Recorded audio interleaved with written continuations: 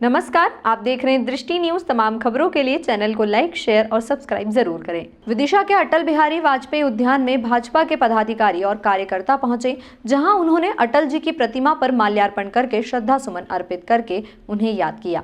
इस दौरान सभी ने उनके बताए हुए रास्ते पर चलने का संकल्प लिया। इस मौके पर विधायक मुकेश टंडन ने बताया कि आज महामानव महापुरुष की जयंती है। आजादी के बाद जमींदारों का साम्राज्य था। उस समय लोकतंत्र की स्थापना के लिए उन्होंने संघर्ष प्रारंभ किया और आज हम बड़े गर्व के साथ कह सकते हैं कि उनके संघर्ष का परिणाम है कि दुनिया का सबसे बड़ा राजनीतिक दल भारतीय जनता पार्टी बनी।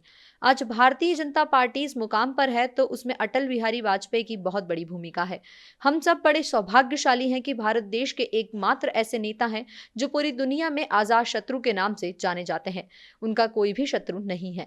राजनीतिक दलों से उनके वैचारिक मतभेद थे। आज से 25 साल पहले तक का सांसद, जमींदार, विधायक, जागीरदार, सरपंच गांव का पटेल होता था। ऐसे लोगों के हाथों में ही सत्ता थी। वह लोग सत्ता के मुख्य केंद्र में थे और उस समय गरीब गरीब था। ऐसे समय जब जनसंघ की स्थापना हुई और जनसंघ की स्थापना के साथ सत्ता के खिलाफ संघर्ष प्रारंभ हुआ, हमारे पूर्वज नेताओं ने इतनी यातनाएं झेली है कि आप कल्पना भी नहीं कर सकते। 2014 में अटल बिहारी वाजपेयी जी को मरणोपरांत भारत रत्न से सम्मानित किया गया। अटल बिहारी वाजपेयी भारत के 3 बार प्रधानमंत्री रहे। राजनीति के क्षेत्र में उनकी भूमिका जितनी दमदार रही, उतनी ही दमदार उनकी भाषण शैली थी। उन्होंने अपने शासनकाल में देश और देशवासियों के लिए कई बड़े फैसले किए। सूरज चांद रहेगा, अटल जी का नाम रहेगा। जब तक सूरज चांद रहेगा, अटल जी का नाम रहेगा। भारतीय जनता पार्टी जिंदाबाद जिंदाबाद, भारतीय जनता पार्टी जिंदाबाद जिंदाबाद। आज ऐसे महामानव का जन्म जयंती है जिसने संपूर्ण देश की ऐसी परिस्थिति जब देश में हमारी थी, आजादी के बाद भी जमींदार जागीरदारों का साम्राज्य था।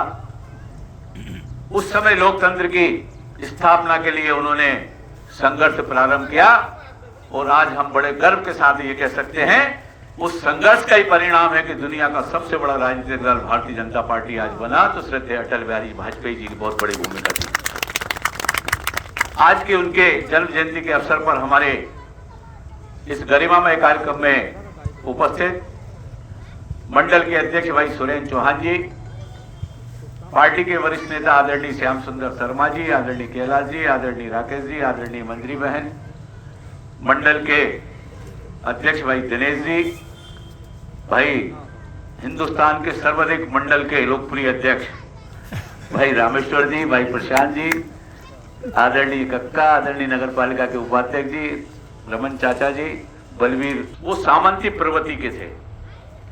आप इतिहास उठा के देख लो, आज से 25 साल पहले तक का सांसद, जमींदार, विधायक, जागीरदार, सरपंच गांव का पटेल, ऐसे लोगों के हाथ में थी, वही सत्ता के मुख्य केंद्र थे और उसके चलते हुए जो कुरीतियां थी वो विद्यमान थी। गरीब गरीब था और जो संपन्न और प्रभावी लोग थे वो तो थे ही।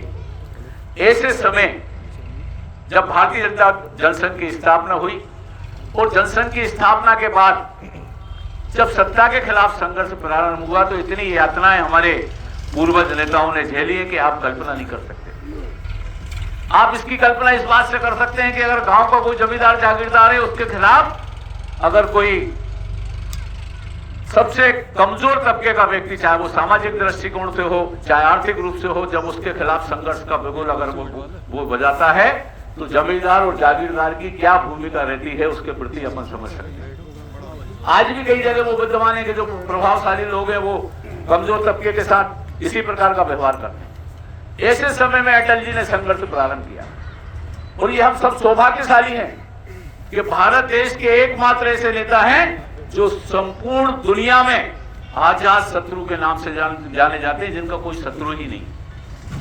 राजनीतिक दल से वो वैचारिक मतभेद रखते थे और उन्होंने कभी भी ऐसी परिस्थिति पैदा नहीं की कि उनका व्यक्तिगत कहीं किसी प्रकार का। पार्टी के कार्यकर्ता हैं जिनका नेतृत्व हमारे देश के गौरव ही नहीं, विश्व के वरिष्ठतम नेता जिनको विदेश के लोग भी मानते थे, जब कांग्रेस की सरकार हुआ करती थी और विदेश में कोई मंत्री के रूप में किसी को भेजा जाता था तो श्रीमती इंदिरा गांधी और किसी को भेजती थी तो हमारे नेता अटल बिहारी वाजपेयी को भेजती थी। अटल बिहारी वाजपेयी जब हमारे प्रधानमंत्री देश को बने तो उन्होंने बहुत सारी ऐसी योजनाएं लागू की जिससे भारत आज समृद्धशाली और वैभवशाली दिख रहा है। उनकी योजनाओं के कारण दिख रहा है।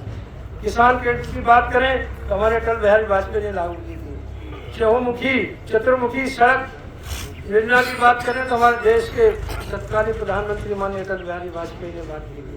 निधि जोड़ो योजनाएं जिसको लेकर के कांग्रेस की तत्कालीन बाद में सरकारें बनी वो मजाक उड़ाया करती थी, लेकिन आज वास्तव में देश को महती आवश्यकता हुई और हमारे देश के गौरव हमारे प्रधानमंत्री माननीय नरेंद्र भाई मोदी जी खजुराहो में 42,000 करोड़ रुपए की बेतवा केल योजना का आज उद्घाटन करने वाले, शुभारंभ करने वाले, उस परियोजना का शिलान्यास करने वाले हैं, जिससे हमारा बुंदेलखंड का क्षेत्र